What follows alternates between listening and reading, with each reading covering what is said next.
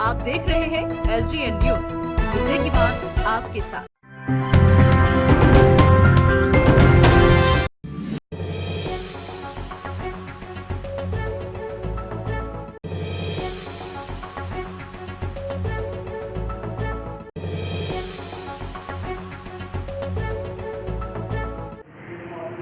आज़ादी के 74 साल हो गए और अब तक सीमांचल के लोगों को इंसाफ नहीं मिला। और उसकी बड़ी वजह यह है कि जो सत्ता का केंद्र है, सत्ता के केंद्र ने कभी उधर की सुधि नहीं ली। आज चाहे बाढ़ हो, चाहे प्राकृतिक आपदा हो, कटाव हो, निरक्षरता हो, बीमारियां हो, बेरोजगारी हो, पलायन हो, सबका डेरा है सीमांचल में। इसलिए हमारी पार्टी की ओर से और सीमांचल के जन जन की ओर से मुतालबा है कि बिहार की दूसरी राजधानी पूर्णिया को बनाया जाए, वहां पर हाई कोर्ट का बेंच स्थापित किया जाए।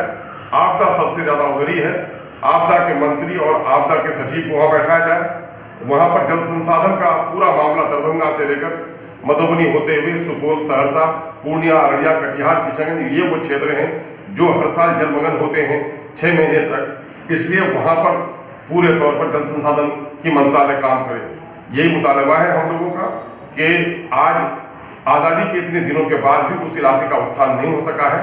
लोकतंत्र का मूल मंत्र यह है कि पावर का डिसेंट्रलाइजेशन हो। हमसे बहुत छोटा राज्य है उड़ीसा में भी 2 जगह राजधानी है। हमसे छोटा राज्य है कर्नाटक, वहां पर भी 2 जगह राजधानी है। अभी जो आंध्रा तेलंगाना कटकर फिर आंध्रा का शेष हिस्सा है, वहां 3 जगह उनकी राजधानी बन रही है।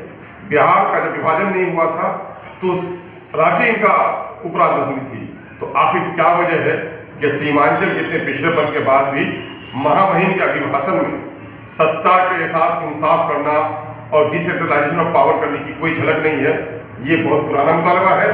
मैं जैसे इत्तेहाद मुस्लिमीन उस क्षेत्र के तमाम आवाम को इस बात की खबर दे रही है कि अपने अपने तमाम जनप्रतिनिधियों पर दबाव बनाइए, चाहे वो किसी पार्टी के हो। पूर्णिया की जमीन ने उसे चुनकर भेजा।